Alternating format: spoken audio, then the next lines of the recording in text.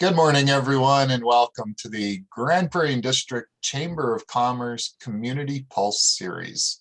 My name's Tom, and I look after communications and public relations for the Chamber. We do acknowledge the Treaty 8 territory, the ancestral and traditional territory of the Cree, Dene, as well as the Métis. We acknowledge the many First Nations, Métis and Inuit, whose footsteps have marked these lands for generations. We recognize the land as an act of reconciliation and gratitude to those whose territory we reside on or are visiting. We want to remind you this session is being recorded so we can share it later, and there will be time for questions at the end of the presentation. You can type your questions in the chat box or simply get our attention and we'll give you the floor. The Grande Prairie area has a robust and diverse economy. The Community Pulse series is designed to provide updates and insights from a variety of industries, sectors, and organizations that make up the fabric of our unique and incredible community. We want to thank our presenting partners, the City of Grande Prairie, the County of Grande Prairie, Grande Prairie Regional Innovation Network, and TC Energy. Our supporting partners, we'd like to thank Chambers Plan, represented by local broker Hub International, Community Futures, Grande Prairie and Region, GetintheLoop, Grande Prairie, and the Municipal District of Greenview. Today, we highlight one of our presenting partners, TC Energy. For more than 70 years, TC Energy has proudly operated pipelines, storage facilities, and power generation plants across North America. They engage others, participate in healthy debate, and respect different perspectives, and work together to find better ways to solve problems and create value. We'd like to thank you for your continued support. This week's presenter is Hetti Huls, Economic Development and Business Retention and Expansion Coordinator for the County of Grande Prairie. The County of Grande Prairie team strives to work at improving the economic well-being and quality of life for the county, specializing in business investment and attraction and business retention and expansion. Allows them to focus on attracting the right investment to the county, as well as working with the existing business community to ensure vibrancy and success. Please welcome friend of the Chamber, Hetti Huls. Thanks, Tom, for the introduction. Just give me one moment to get my screen shared here and we can start. So I would also like to thank the Chamber of Commerce for organizing these presentations from our regional partners and organizations. And I would like to thank the other participants as they shared their insight on their updates and projects and programming. So first off, I'd like to give an update to the economic development team. Although Chris has been off for a little bit, he is still our manager and he will specialize in industrial investment and attraction once he gets back to work. So for the time being, the Director of Planning and I have been trying to manage Chris's projects, which has not always been successful.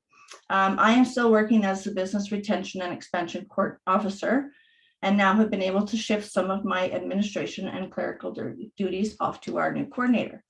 So Sabina Mose is our new coordinator, and she was working in our Alleged Services Department, so she does comprehend the municipal government process, and she was a previous business owner, so she understands the business community and the importance of networking and making those connections. She is a great asset to our team, and her role will be to assist all of the economic development officers within their fields.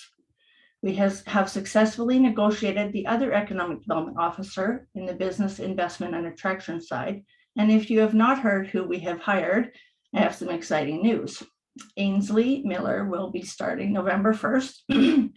Ainsley's prior knowledge about the region, her marketing and attraction strategies, plus her experience in past roles will make her a great fit. By specializing in these efforts, we can align our approach better with Council's priorities for economic development. So the county is a service hub for the region's energy industry due to our proximity to the Montney and Duvernay shale gas plays.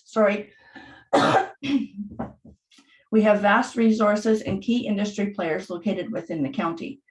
The Grande Prairie region is home to 4 forestry companies and is the single largest hub in Alberta for forestry. The surrounding forest management areas cover approximately 1.1 billion hectares of forest.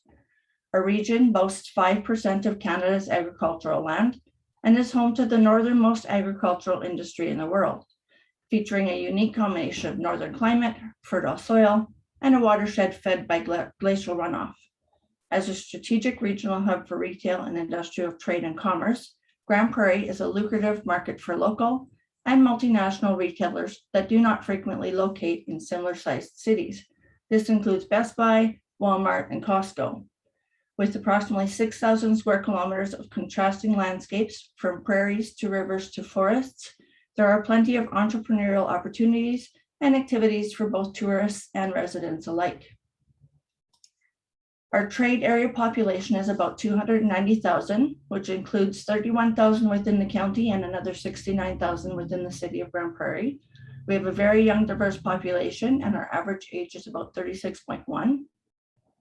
With just over 6,000 square kilometers, we have lifestyles that appeal to a variety of people.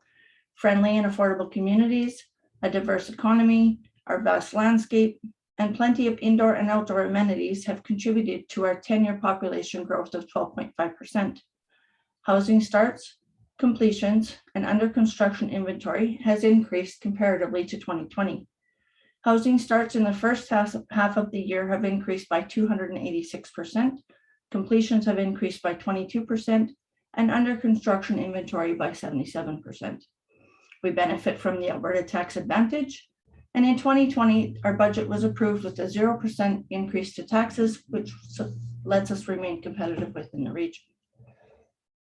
Our growth and economic development strategy was developed to provide a roadmap over the next 50 years to attract new investment and ensure long-term sustainable growth. The strategy assists us with the framework for how the land can be utilized to create additional economic opportunities. We are always being proactive in identifying current and future opportunities that can supplement our rich agricultural resources and tourism-based economy. This comprehensive understanding of the social, economic, and environmental factors at play will outline how to best accommodate future growth and strengthen our economy in a sustainable and responsible way. We have capitalized on our middle of everywhere strategic location and have plans to grow our population to over 50,000 while still being a model for sustainable development.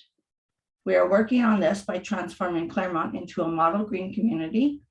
Our hamlets and rural areas will become a vibrant and desirable places to live, work, and play. Through the provision of social infrastructure, we will be a healthy, safe, and inclusive space that provides a high quality of life for people of all ages. We will promote land use patterns that provide economic and responsible use of infrastructure and avoid land use conflicts. We will help facilitate regional partnerships with industry, our neighboring municipalities, and provincial and federal governments. This will develop a competitive, resilient, attractive, and livable region. Lastly, we will facilitate responsible, transparent, and well-informed decision-making to better understand the needs of our county residents. With 3 urban municipalities, 9 hamlets, and over 6,000 square kilometers of land, you can imagine how many kilometers of road networks, bridges, schools, community halls, businesses, and residents that we need to consider when making decisions about the best growth strategies and desired outcomes. 2 of our newest ASPs are Northeast and Northwest Clermont. Both of these ASPs are currently still in the development stage, but will guide future development for over 3,300 and 4,000 acres respectively.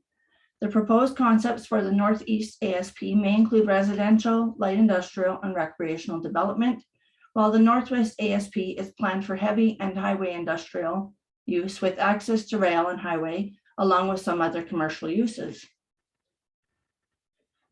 We are always undertaking capital projects to ensure that the county operates smoothly, and some of these current projects do include the infrastructure improvements to the Dunes paved parking lot for the trail system, the Evergreen Ridge parking lot, which was completed to meet the increased demand for outdoor recreation due to COVID, the Pipestone Creek Campground Natural Trail expansion.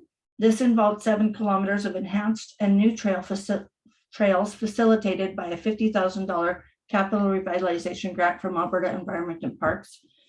We continue to collaborate with the Grande Prairie Regional Recreation Committee to determine the feasibility of expanding the Crossland County Sportsplex to accommodate indoor soccer fields and volleyball courts. We have contributed $33.33 million of the 106 needed for the completion of the twinning of Highway 40. This cost-shared project between the MD, the county, and the province is much-needed infrastructure that will help alleviate traffic congestion, and reduce accidents. Upgrades to Resources Road will include road widening and utility relocation, and this is in preparation for the increased traffic to Weyerhaeuser and the upcoming nautical site. There have been upgrades to our transportation network totaling 57 kilometers, comprises of road surfacing, reconstruction and divisional road projects, bridge replacements, and rehabilitation projects. It also includes an $8 million injection for road preparation and paving of Highway 724. This joint project with the province will connect the County of Grande Prairie with the Saddle Hills County. New installation of streets and utilities within Whispering Ridge Phase 9 and Northfield Landing Phases 3 and 4 to support the ongoing expansion within the hamlet of Clermont. Improvements to Highway 2 and 84th Avenue in Clermont, which includes installing an additional turning lane and redesigning the construction of 98th Street to alleviate rush hour congestion. Regional lift station in Clermont is currently under construction. This $26.7 million infrastructure project will accommodate our long-term growth in Clermont by replacing 3 existing sewage lift stations and is slated for completion in 2022. A tender for the reservoir will be going this fall, and completion of that will be in tandem with the lift station. There is also a proposed $5.5 million water line project to connect the Hawker Industrial Development to the Clermont water line. And our nautical facility is being developed in an environmentally safe and responsible way. This provides value to the community, shareholders, and employees. This project will create approximately 1,000 jobs throughout Alberta and an additional 200 high-skilled permanent jobs within the Grande Prairie and Calgary region. It will promote economic development within the region, furthering the growth of a more robust value-added chain for Alberta's abundant natural gas resources, and the estimated cost for this project is $2.6 billion. A geothermal analysis and assessment has been conducted by the U of Alberta and Terrapin. Clermont Heights is perfectly situated on top of 4 formations. These formations have an average depth of 3,000 plus meters and geothermal waters with an average temperature of 90 degrees. The county has recently approved to continue with the Geothermal Pilot project, and we are working on securing funding to further investigate the resources. We are working on water lines to some of our smaller communities, which includes a recent upgrade to Byzantin and a final design for the water to the community of La Glace. The county also manages several programs and resources for our residents and community organizations. We offer a range of community and operational grants to keep the local communities and associations operational. Our funding supports training, facility improvements, and programming, and ranges from neighborhood ice surface grants to festivals and other unique events. To date, the county has budgeted over $2.75 million in capital grants for projects in 2021. Our operational grants for 2021 included almost $1 million in funding to county facilities and another $200,000 to community groups for programming. The Community Assistant Funding Program allows us to provide an additional $1.7 million towards the operations of other regional groups. These include STARS, the Prairie Art Gallery, Grande Prairie Sport Connection, and the South Peace Regional Archives, just to name a few. And due to COVID, we did provide an additional COVID-19 emergency relief funding for just over $1 million to assist the community associations and organizations for additional safety protocols and wage subsidies. We manage childcare at the Wellington Resource Center and are currently seeking a childcare provider. So if you happen to know of anybody who wants to expand their daycare services, please send them my way. Council has recently approved an equitable access for rural and remote housing resource resolution, which will advocate for funding opportunities for affordable housing and supports in rural Alberta. Earlier this year, we launched a volunteer senior connection program called Keep in Touch, otherwise known as the KIT program. It was launched to keep the county seniors connected when COVID regulations prevented them from accessing their regular social activities. We are actively working on site preparation for the replacement of the Harry Balfour School at 5 Mile Hall. This project will start with the installation of the water and sanitary sewer services, and that project will cost about $1.7 billion. We are engaging our high schools with a virtual tour of the wetlands located at Evergreen Park. And to date, we've had 75 students register, and this tour is open for high school students until the first week of November. As mentioned, our regional partners, we do a number of projects with them. So we are involved with regional initiatives and organizations to bring information to the region, advocate for Northern Alberta, and assist regional business and residents with innovational support. We are members of GPRIN, PREDA, Growing the North, GPRTA, and 3 of our local chambers of commerce, the Grande Prairie District Chamber of Commerce, Beaver Lodge Chamber, and the Sexsmith Chamber. We also partner on several projects, most recently the Business Resiliency Task Force for COVID supports and the Labor Market Needs Assessment.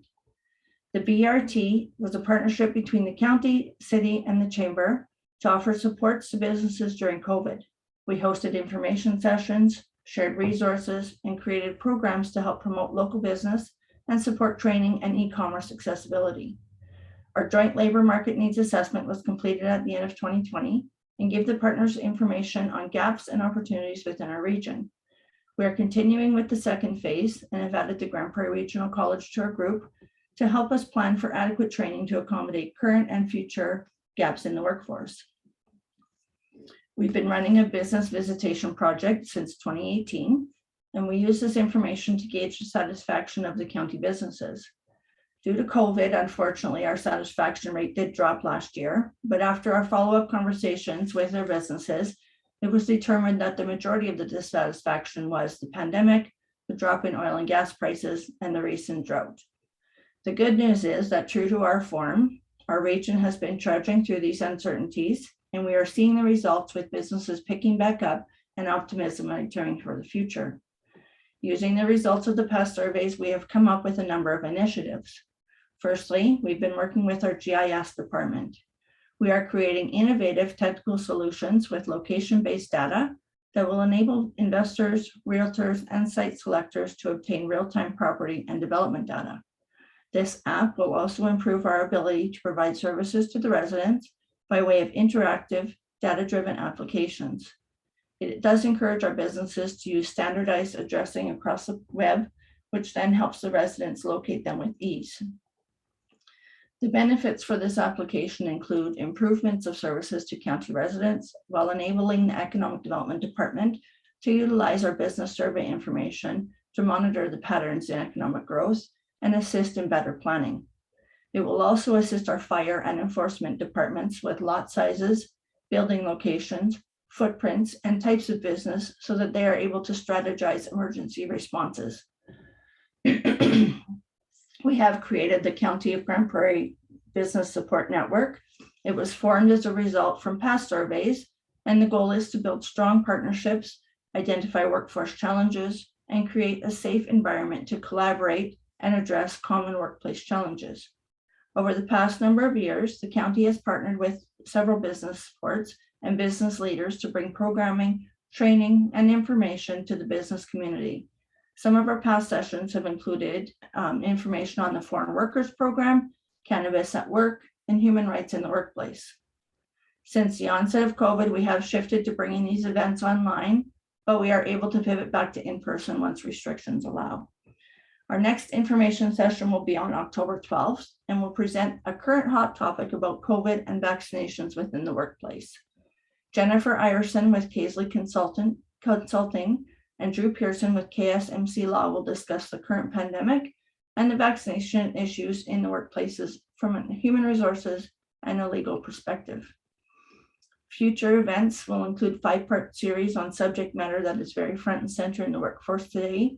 There will be more information released once I have speakers lined up, but I'm hopeful that COVID will become something that's manageable and we will be able to work in person for the business community and help them promote their businesses, enjoy peer-to-peer networking, and allow the business supports to connect with the employers and job seekers. One of our ongoing projects is the partnership with the GPRC for the Customer Service Certification Program. The Service Excellence Blue Pin Certificate is a customer and employee retention program that focuses on training and customer service skills to frontline professionals, supervisors, and managers. This program offers a number of skill sets to excel staff and business above the rest and include courses such as conflict resolution, key skills for workplace success, and communication strategies. Courses range in length, but are broken down into manageable sizes and scheduled to allow certification to be completed without taking extra time away from work and life. Thanks to Alberta Labor and Immigration and the Destination Marketing Fund, we have been able to fully fund training for up to 100 people. There are still spaces available, so if you'd like to apply or learn more about the program, please visit gprc.me/bluepin. In addition to geothermal studies, we are also working on a fiber strategy to assist our residents and businesses with access to the internet for education, healthcare, business growth, and entertainment purposes.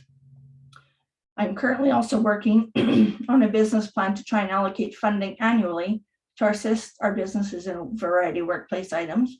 Although I have not hashed out all the details, I'm hoping to release some information after budget approvals. Now I would like to show you our most recent video that shows why it's the best place to do business and live in the middle of everywhere.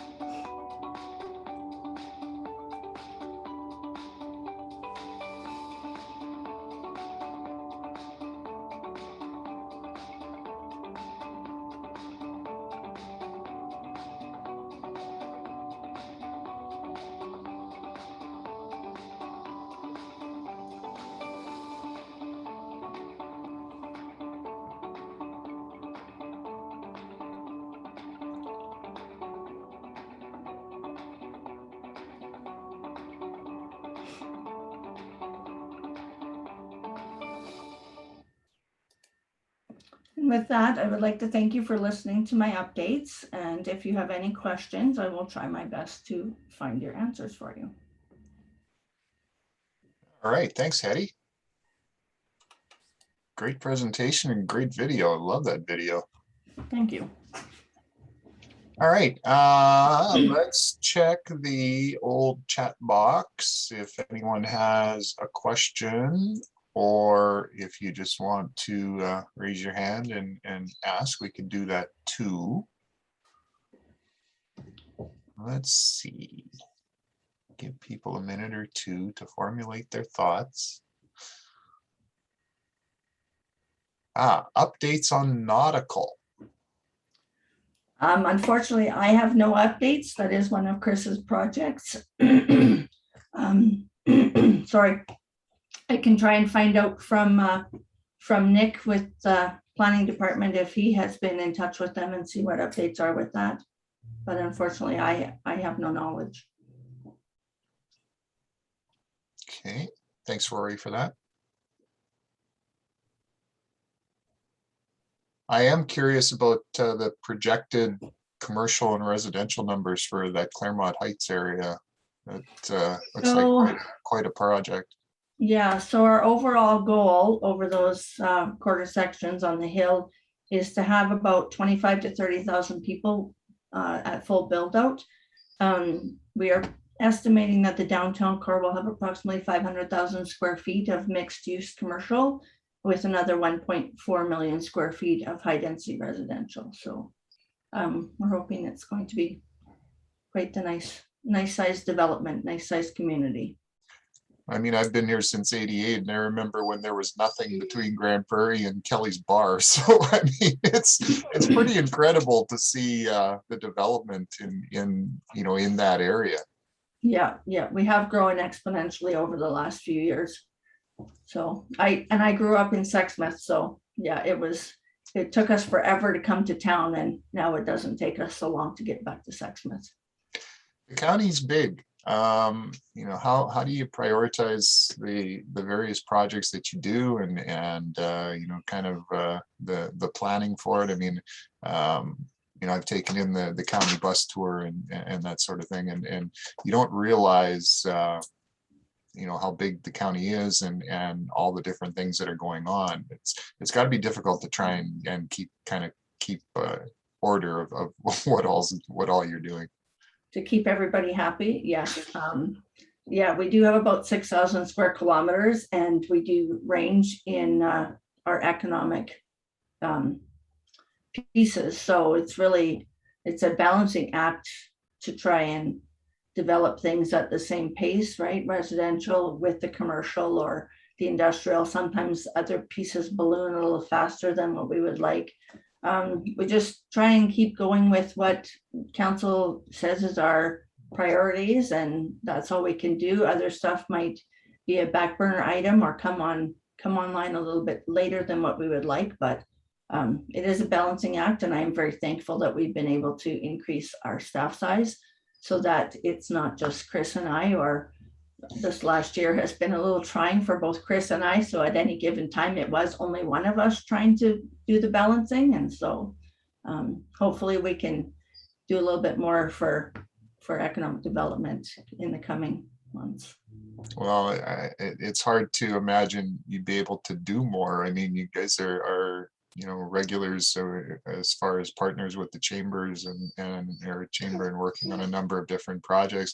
From our perspective, seeing the relationship between your economic development department and the ECDev departments in the city and MD, I think play a huge role in just the development of this whole region.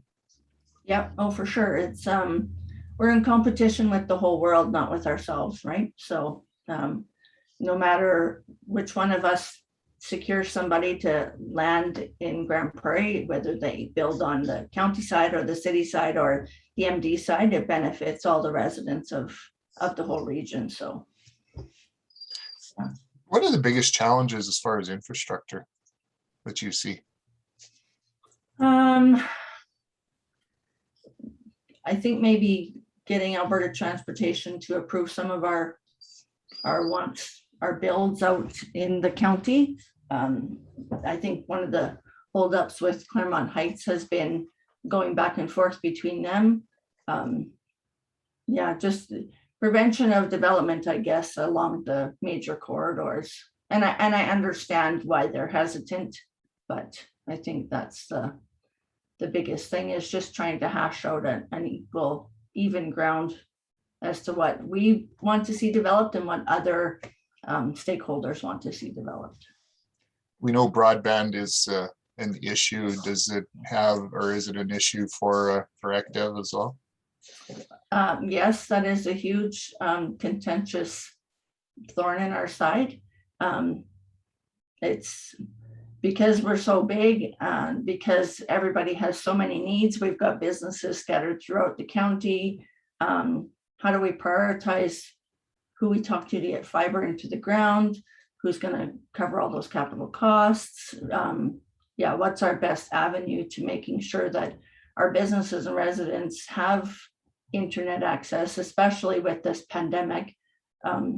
It sure was noticeable when families are at home and parents have to work and kids have to do schoolwork, and it all has to be done at the same time, and they're crashing and they're not able to do their Zoom meetings, or somebody has to sit out and not do something. And it's just it's really difficult to try and get that going. I don't know what the right answer is, and we are working on a fiber strategy to see what council wants to do for the county, whether we try and partner with an ISP to get fiber to our major communities and then branch off from there, or if we just advocate to the higher up levels of government to mandate it as a utility, and then that kind of changes the ball with that. But yeah, internet is a major issue around here. You have some some major facilities like Evergreen Park and the Dino Museum, and maybe just talk a little bit about what they contribute overall to economic development in the county. Well, first and foremost, the tourist attraction piece of it. The Dino Museum is a fairly well world-renowned attraction, and people from other cultures enjoy seeing the dinosaurs and stuff, so they do travel here.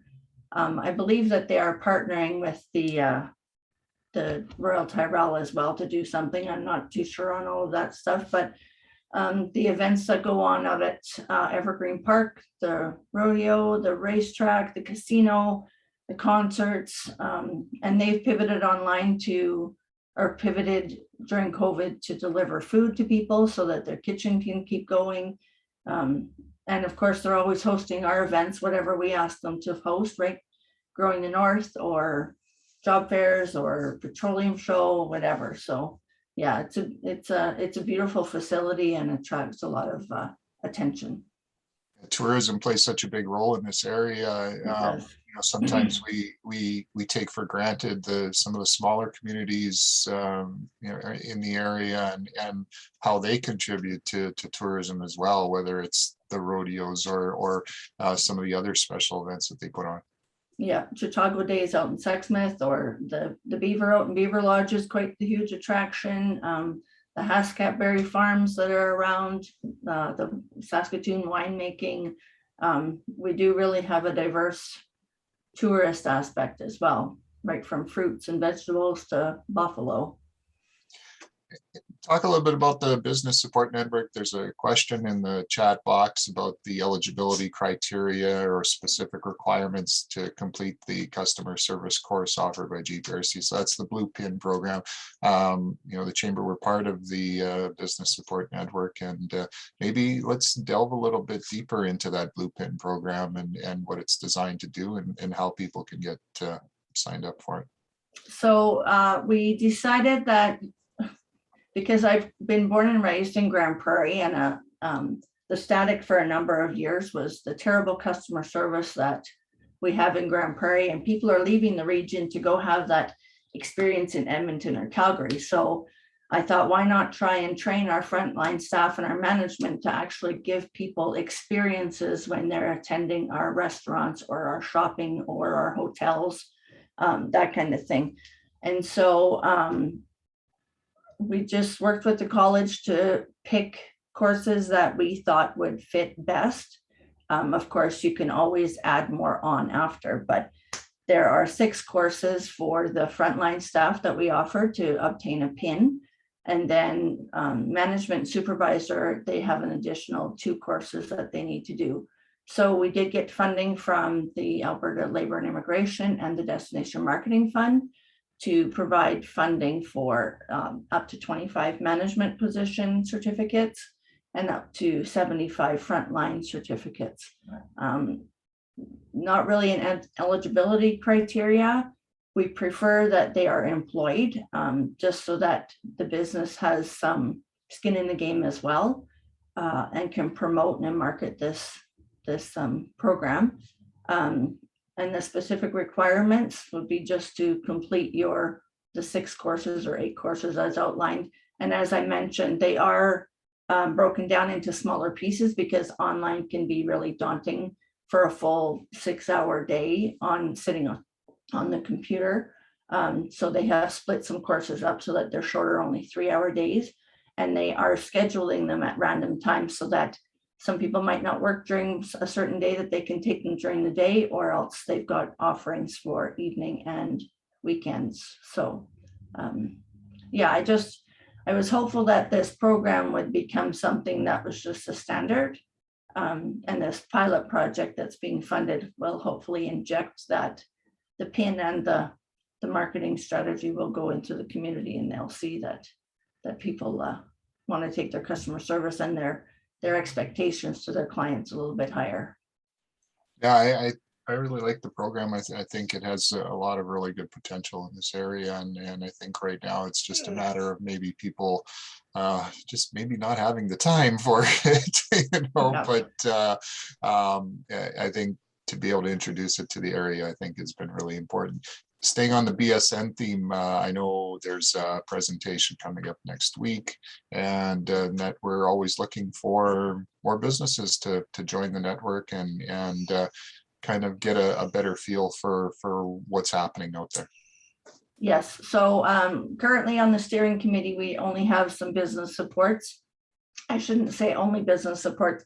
We just had Warehouser join last week. One of their HR reps decided to be on a steering committee. And so we are looking for additional business supports, regional business support organizations to join our steering committee, or county businesses that are in the forestry, sorry, not forestry, because we just filled that, but oil and gas, industry, commerce, tourism, whatever. So a few more people on the steering committee to try and take a little bit of the workload off of everybody else and try and guide information sessions that we want throughout the business community. Yeah, for those that haven't taken in the information sessions, and kind of COVID threw us for a loop as far as those are concerned, but maybe just recap a little bit of what sort of information is provided and what we're trying to do with the BSN. So our main goal is to just make a comfortable space for business community to come and talk about workplace issues, solutions, help each other get through everything.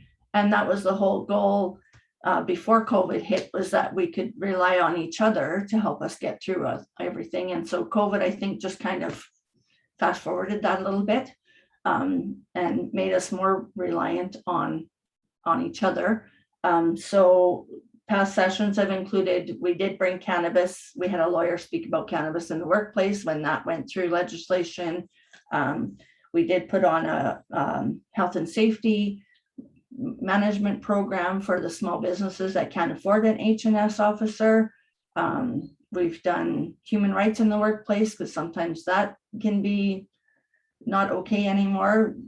How things used to be and how they are now are quite different. And so we always try and bring professionals, lawyers or HR professionals, to talk about those contentious issues so that there isn't room for interpretation, and that they've got somebody direct that they can go ask that specific question to, and then it's not muddled by, well, Fred said that I can't do that. So yeah, so we just try and make sure that everything is clear and concise and relative to the workplace issues or workforce trends that are going on.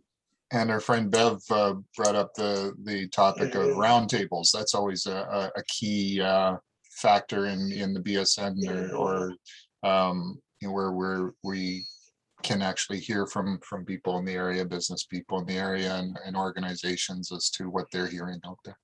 Yeah, and then to make those connections with the business supports that are on hand. There have been multiple networking or roundtables that we've hosted, and I'll have a couple of different businesses come, and then they're like, well, I'm having trouble with such and such thing. And it's like, oh, well, meet Tom, he does exactly this. And then you can make those connections right there, and they don't have to go elsewhere. Or it's always about making those connections. And we don't always have all of the answers, but we know who to talk to find those answers for those people. So that's it's just making those connections and keeping their businesses going and their sanity a little bit intact as well with all of this stuff going on. Yeah, your network's only as strong as all the links you have in it. So we're slowly building those links, and it's becoming a really strong network. Let's go back to the geothermal pilot, and it's a big topic in this area. And what are the next steps? Well, we were approved to go ahead with a pilot project, and so the next will be a trial drilling program. So we will check the temperatures and the flows and the geochemistry trials within the locations.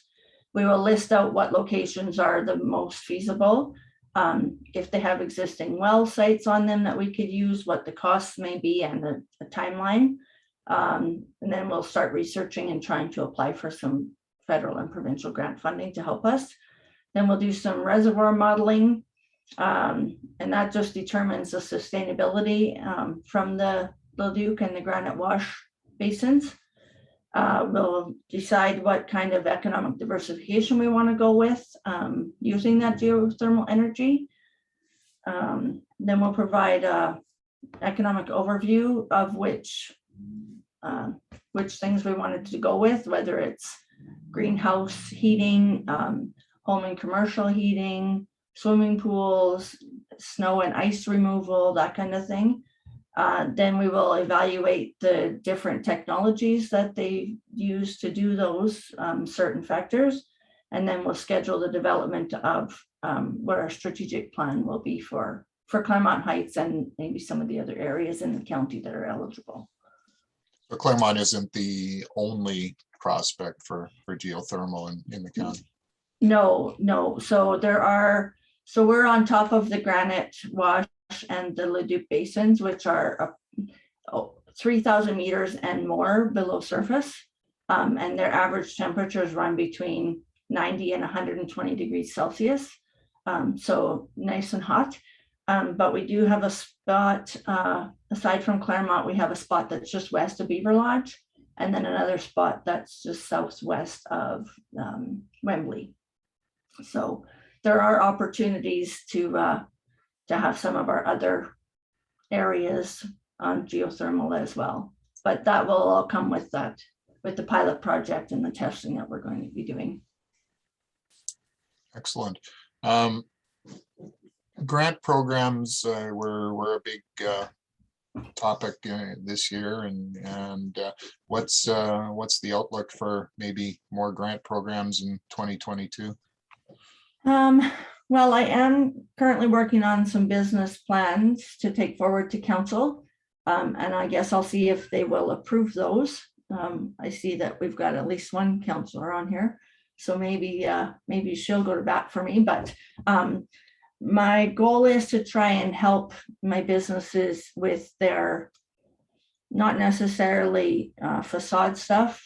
We did have a lot of businesses concerned with property improvements and stuff like that, but I want to dive right into the meat of the business and focus more on either business development or employee issues or health and safety policies, that type of thing. So there is stuff going forward to council, and hopefully they will approve that, and then I can make an announcement after budget about what going 2022 will have for the business community in the county. Any parent knows that their kids go through growing pains. So is the county going through any growing pains as the expansion continues and that sort of thing? Well, I'm not privy to everything that goes inside the office, just because I have been working from home for the last year, and I don't know when I will be going back to the office space. But we physically, yes, we're going through growing pains. Before COVID hit and people pivoted to being at home, we were running out of space for staff. But I think Julia coming on, I think everything has ran pretty smoothly with her. The changes that she's making have been needed and good. And then I don't know how that's going to be with this new council. I know we need fresh ideas and stuff, but all of our existing council has been really great to work with, and they're very they're open to new ideas, and they're very forward thinking. So we don't have to try really hard to convince them about why something may work. So yeah, I'm sure that the new ones will be great too, but it's always hard leaving your family behind, right? Wink, wink, Amanda. Yeah.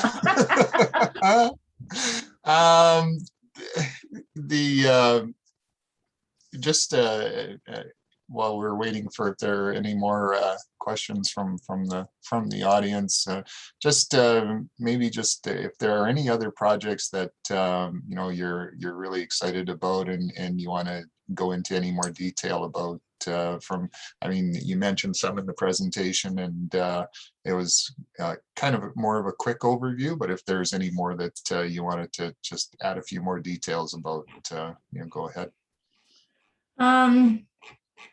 I honestly don't know the meat and potatoes of most of those projects, as they are our other department stuff.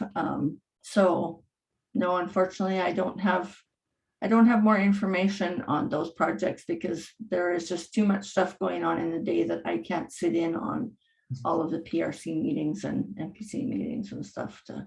It's a horrible know problem what's to what. have, isn't it? Have too much Yeah. going on. Yes, I need a way bigger plate. You mentioned, I mean, new council coming in and we're going to see new councils coming in, across the board, and it does take time to build those relationships, I guess. If all the incumbents don't come in, then it does take a while to get everyone up to speed. And I'm not going to say it slows things down, but maybe it just requires some some communication and replotting of the path forward and making sure everybody's on the same page, I guess. Yeah, our new councils coming in will have a lot of training and learning to do in their first little while. But I think us as business supports and economic development people can help speed them along by making sure that they're added to the communications lists and the invites to Growing the North and our business support network and our chamber events and the events that the city or the MD host, just so that they can get out and meet the business community and put faces to names. And then that way it's not just, oh, well, that guy's name is Fred and he's asking for a grant for this, right? Where we can put a personal touch on things and get them out front and center, I think will help a lot. I guess, that's when it becomes difficult, when the county is as expansive as it is. I mean, to make sure that everybody's voice is heard, and when it comes to economic development, and if there are things in their division that that are going on, to really communicate that to them, and it can be a challenge, I imagine. Oh, for sure, it can be a challenge, especially how it's divided, right? Like one division may have a little municipality plus a bunch of farmland, and another one may have more forestry or more oil activity. So it's just coming together for the common ground and do what's best for the region instead of just that one division. And sometimes divisions do get they're a little slower to get the development going, just because there's something certain that's going on that's a little bit more important or more impactful for the region. It came up in our forum with the county councilors, or I guess potential county councilors last night, Indigenous relationships and how that affects economic development in the county. Yeah, I actually just took the SevGen course yesterday afternoon. So with our business support network, we do have a lady from Western Cree Diversified on our steering committee. So I am trying to ensure that the Indigenous community is represented, and that we have programming and supports that also help the Indigenous community with their business entrepreneur realm. So my apologies, my watchdog apparently sees something. P3s is another big thing that people talk about, public-private partnerships. Are there or have been, and are there some that are being explored? Well, the geothermal is being worked on. Clermont Heights as well. We are looking at different avenues for investment for that. Yeah, just if somebody comes to us with a large enough project and we can see feasibility in it, we may be open to partnering with them and trying to find some investment outside as well. How about the support from the province and relationship you have with the various ministries and that, and in recognizing what's going on in the county, in this region in general? Well, I think it helps that we have people that are fairly local to us and they can advocate for what we really are. A lot of the outside world sees us as the end of the earth. And so we have a really hard time. I always like to think of it as that little who or whatever on the the Horton here's the who, and we are here. So I think it helps that that we do have local representation on the bigger scales to get our word out and know that we are somebody and we have potential to be even more. That I think we made enough noise that I think we're getting noticed. So it's not a bad thing. Yeah. All right, unless there are any more questions, we will slowly let Hetti off the hook here and thank her for all the great presentation and comments and information. And it's I know she was nervous about this, and I think you came through with flying colors. So thanks again for that. And thanks to everyone who participated again. We acknowledge all of our presenting partners, the City of Grande Prairie, County of Grande Prairie, Grande Prairie Regional Innovation Network, and TC Energy, and our supporting partners, Chambers Plan, represented by local broker Hub International, Community Futures, Grande Prairie and Region, GetintheLoop, Grande Prairie, and the Municipal District of Greenview. Our next sessions in the Community Pulse series are now being planned. So keep an eye on our website, grandeprairiechamber.com, and our newsletters and our social media for updates. But in the meantime and in between time, that's it. Another edition of Community Pulse. Have a great rest of your day and week. Bye, everyone.